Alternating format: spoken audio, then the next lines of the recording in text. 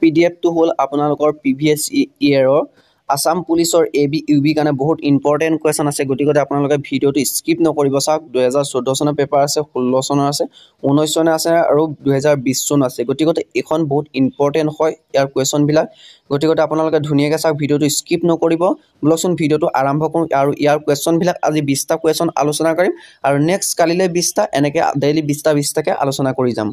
এইখন হ'ল আপোনালোকৰ পিডিএফ ফাইল 2014 চনত কুৱেশ্যন পেপাৰ হয় এখন বহুত ইম্পৰ্টেণ্ট আপোনালোকৰ 2025ত আপোনালোকৰ 2025 চনত ইয়াৰ পৰা আপোনালোকে কুৱেশ্যন কেইবাটাও পৰীক্ষাত অহা আপোনালোকে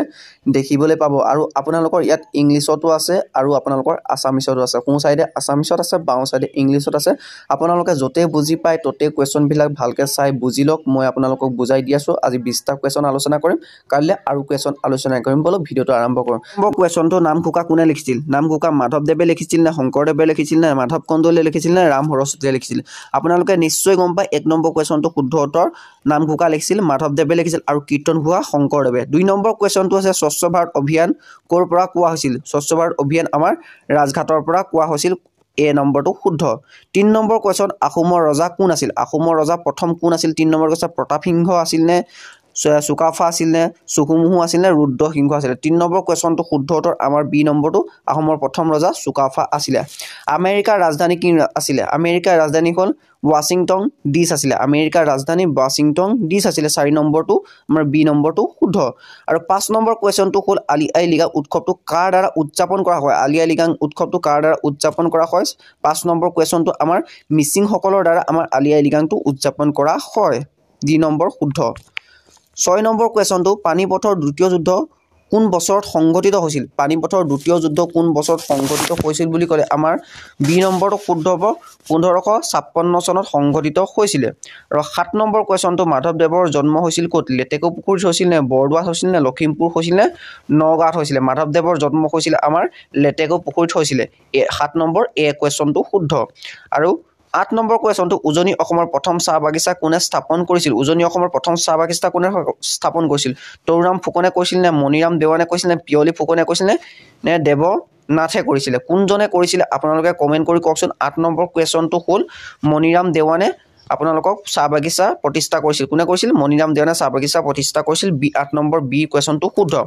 9 নম্বৰ কুৱেশ্যনটো হ'ল অসমত কিমানখন জিলা আছে আপোনালোকে নিশ্চয় গম নাপায় 9 নম্বৰ কুৱেশ্যনটো অসমত 35খন জিলা আছে আৰু এটা এনেকুৱা কুৱেশ্যন আহিব পাৰে ইয়াত যে আছে 9 নম্বৰ কুৱেশ্যন অসমত কিমানখন জিলা আছে 35খন আৰু ভাৰত স্বাধীনতাৰ সময়ত অসমত কিমানখন জিলা আছিল যেতিয়া কিমানখন জিলা আছিল 13খন জিলা আছিল কথাটো মনত ৰাখিব কিন্তু এটো বহুত ইম্পৰ্টেন্ট কুৱেশ্যন এই বছৰ 2025 চনৰ কাৰণে আৰু 10 নম্বৰ কুৱেশ্যনটো আহোমৰ ৰাজ্যৰ অন্তিম ৰাজধানী কি আছিল আহোমৰ ৰাজ্যৰ অন্তিম ৰাজধানী চৰাইদেউ আছিল নে যোৰহাট আছিল ডিব্ৰুগড় আছিল শিৱসাগৰ আপোনালোকে নিশ্চয় গম পায় চৰাইদেউটো আহোমৰ প্ৰথম ৰাজধানী আছিল আৰু শেষৰ ৰাজধানীখন হ'ল 10 নম্বৰ কুৱেশ্যন আপোনালোকৰ বি নম্বৰটো শুদ্ধ যোৰহাট হ'ল আহোমৰ শেষৰ ৰাজধানী তাৰ পিছত আহিলে আমাৰ 11 নম্বৰ কুৱেশ্যনটো ভাৰতৰ বছৰটো আটাইতকৈ দীঘল দিনটো মানে ভাৰতবৰ্ষৰ আটাইতকৈ বছৰটো দীঘল দিনটো ক'ব কৈছে আপোনালোকৰ 21 জুন নে 20 জুন নে 22 জুন নে 23 জুন আমাৰ ভাৰতবৰ্ষৰ আটাইতকৈ দীঘল দিন হিচাপে আমি ধৰিব পাৰোঁ আমি 21 জুনটো আমি কুৱেশ্যন 11 নম্বৰ এটো শুদ্ধ 21 জুনটো ভাৰতবৰ্ষৰ সবতকৈ আটাইতকৈ দীঘলীয়া দিন হিচাপে আমি জানো 12 নম্বৰটো কৈছে কাক দিহিঙীয়া ৰজা বুলি কোৱা হয় এনেকুৱা কুৱেশ্যনবিলাক বহুত ইম্পৰ্টেন্ট কাক দিহিঙীয়া ৰজা কাক খুৰা ৰজা বামুণী কোঁৱৰৰ নাম কি ৰামদাসৰ নাম কি আন এটাৰ নাম কি এইবিলাক এনেকুৱাবিলাক আপোনালোকে চাই যাব আহোমৰ বহুত ইম্পৰ্টেন্ট হয় আহোমৰ টপিকটো আপোনালোকে ভালকৈ চাব 12 নম্বৰ কুৱেশ্যনটো কাক দিহিঙীয়া ৰজা বুলি কয় দিহিঙীয়া ৰজা বুলি ক'লে আমি কাক ক'ম দিহিঙীয়া ৰজা চুহুমুহুঙক আমি দিহিঙীয়া ৰজা বুলি ক'ম 12 নম্বৰ বি কুৱেশ্যনটো শুদ্ধ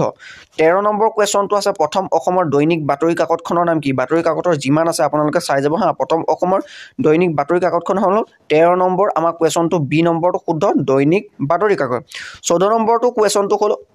অসমৰ পৰা লোকসভা কিমানটা সমষ্টি আছে 14 নম্বৰ কুৱেশ্যন অসমৰ পৰা কিমানটা লোকসভা সমষ্টি আছে আমাৰ অসমৰ পৰা 14টা লোকসভা সমষ্টি আছে 15 নম্বৰ কুৱেশ্যনটো জৈনসকলৰ পবিত্ৰ কিতাপখন কি বুলি কোৱা হয় বুলি কৈছে আচৰ বুলি কোৱা হয় বি নম্বৰ কুৱেশ্যনটো শুদ্ধ 16 নম্বৰ কুৱেশ্যনটো ইয়াণ্ডাবু চুক্তি কেতিয়া স্বাক্ষৰিত হৈছিল 1826 চনত ইয়াণ্ডাবু সন্ধি স্বাক্ষৰিত হৈছিল আপোনালোকে সবেই জানে কুৱেশ্যন নম্বৰ চি টো শুদ্ধ উত্তৰ আৰু 17 নম্বৰ কুৱেশ্যনটো আছে ভাৰতৰ ডাইক প্ৰণালী প্ৰৱৰ্তক কৰা হৈছিল নে ভাৰতৰ ডাইক প্ৰণালী প্ৰৱৰ্তক কেতিয়া কৰা আছিল 1919 চনত কোৱা হৈছিল 17 নম্বৰ কুৱেশ্যনটো কুৱেশ্যন এ শুদ্ধ 18 নম্বৰ কুৱেশ্যনটো আহোমৰ ৰজা কোনজনে বৈশিষ্ট্য মন্দিৰ নিৰ্মাণ কৰিছিল প্ৰতাপ সিংহই কৰিছিল নে ৰুদ্ৰ সিংহই কৰিছিল নে ৰাজেশ্বৰ সিংহই কৰিছিল নে প্ৰমুক্ত সিংহই কৰিছিল আপোনালোকে কমেণ্ট কৰি কওকচোন 18 নম্বৰটো জানে নে 18 নম্বৰটো কৰিছিলে আপোনালোকৰ ৰাজেশ্বৰ সিংহই আহোমৰ ৰজা কোনজনে বৈশিষ্ট্য মন্দিৰটো নিৰ্মাণ কৰিছিল আমাৰ ৰাজেশ্বৰ সিংহই 18 নম্বৰ সি কুৱেশ্যনটো শুদ্ধ উত্তৰ আৰু 19 নম্বৰ কুৱেশ্যন নামেৰি বন্যপ্ৰাণী অভয়াৰণ্য ক'ত অৱস্থিত বুলি কৈছে নামেৰি বন্যপ্ৰাণী অভয়াৰণ্য ক'ত অৱস্থিত কাৰ্বি আংলঙত অৱস্থিত নে আপোনালোকৰ শোণিতপুৰত আছে নে দৰঙত আছে নে ডিব্ৰুগড়ত আছে এতিয়া আপোনালোকে ইয়াত কমেণ্ট কৰি জনাওকচোন 19 নম্বৰ কুৱেশ্যনটো কোনে আগতীয়াকৈ কমেণ্ট কৰি জনাব পাৰে মই নকোৱা আগতে উত্তৰটো আৰু ইয়াত হ'ল নামেৰি বন্যপ্ৰাণী অভয়াৰণ্য আমি ক'ত জানো শোণিতপুৰ জিলাত জানো 19 নম্বৰ কুৱেশ্যনটো বি নম্বৰটো শুদ্ধ উত্তৰ শোণিতপুৰ আৰু 20 নম্বৰটো আমাৰ আজি শেষৰ কুৱেশ্যনটো 20 নম্বৰটো হ'ল ক্ৰিকেটৰ বিশ্বকাপ 2019 চনত অনুষ্ঠিত হ'ব মানে 2019 চনত ক'ত অনুষ্ঠিত হ'ব ক্ৰিকেট ইংলেণ্ড বেলেজত অনুষ্ঠিত হ'ব আমাৰ কুৱেশ্যন নম্বৰ 20 টো এ নম্বৰ কুৱেশ্যনটো শুদ্ধ উত্তৰ আপোনালোকে নিশ্চয় কুৱেশ্যনখিনি আজি ভালকৈ বুজি লৈ ভালকৈ বুজাই দিবলৈ চেষ্টা কৰিলোঁ আপোনালোকক আমি কুৱেশ্যন কিহৰ পেপাৰ আলোচনা কৰিলোঁ 14 চনৰ কুৱেশ্যন পেপাৰ আলোচনা কৰিলোঁ আৰু 16 চনৰ 19 চনৰ আৰু 20 চনৰ আলোচনা কৰিম আজিখন মাত্ৰ 14 চনৰ কাৰণে কৈছোঁ 19 চনৰখন কৰিব আছে 20 চনৰখন কৰিব আছে আৰু আপোনালোকক 16 চনৰখন তিনিখন পেপাৰ আৰু আলোচনা কৰিব আছে আলোচনা কৰিম আজি 14খন আলোচনা কৰিছোঁ 14খন আৰু 20টা কুৱেশ্যন আছে কালিলৈ আলোচনা কৰিম ফেব্ৰুৱাৰী কালিলৈ আৰু মোৰ ইউটিউব চেনেলটো যদি আপোনালোকে প্ৰথম পাইছে লাইক কমেণ্ট শ্বেয়াৰ ছাবস্ক্ৰাইব কৰিবলৈ নাপাহৰিব এনেধৰণে যদি আপোনালোকে ভিডিঅ' চাই থাকিবলৈ যদি ইউটিউবত বিচাৰে আৰু ইউটিউব চেনেলটো যদি প্ৰথম পাইছে আপোনালোকে ভাল কমেণ্ট কৰি যাব কমেণ্ট কৰিলে এনেধৰণে আমাৰ ভিডিঅ' বনাবলৈ এটা আমি মটিভেশ্যন বহুত পাওঁ ধন্যবাদ